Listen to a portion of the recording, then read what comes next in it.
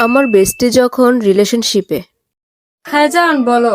কি হলো জান, তোমরা এতগুলো কল দিছি, তুমি কল রিসিভ করতেছো না, আমি তো টেনশনে পড়ে গেছি কেন কি? না, পড়তেছিলাম তো সেজন্য বলতে পারি না, সরি। আচ্ছা ঠিক আছে, তাহলে পরে পরে ফ্রি হয়ে কল দিও। হ্যাঁ, আচ্ছা শোনো না, একটা গুড নিউজ আছে।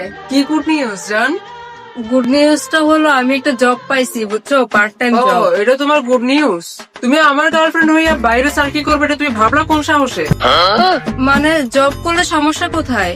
না না, কোনো চাকরি টাকরি করা যাবে না। আমার ফ্রেন্ডরা অনেকে করতেছে, আমি তাদেরকে অনেক আগে থেকে বলে রাখছিলাম। তুমি বোঝার চেষ্টা করো। আচ্ছা তুমি কি আমার হলে থাকতে চাও নাকি তোমার সার্কি চাও, কোনটা? আমি অবশ্যই তোমাকেই চাই। এতক্ষণে লাইনে এসো।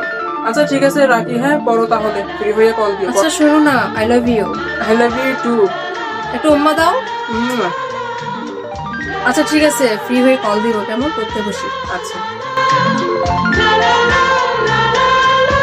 আমার বেস্টির বিয়ের ঠিক 5 বছর পর।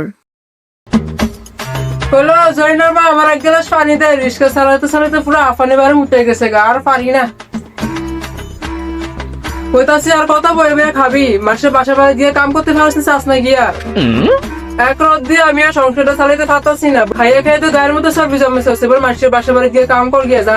বিয়ের আগে তো কত বড় বড় ডায়লগ মারছিলি, তোর লোকে ফ্রেম করলে বাইরে সার্কি করতে পারতাম না।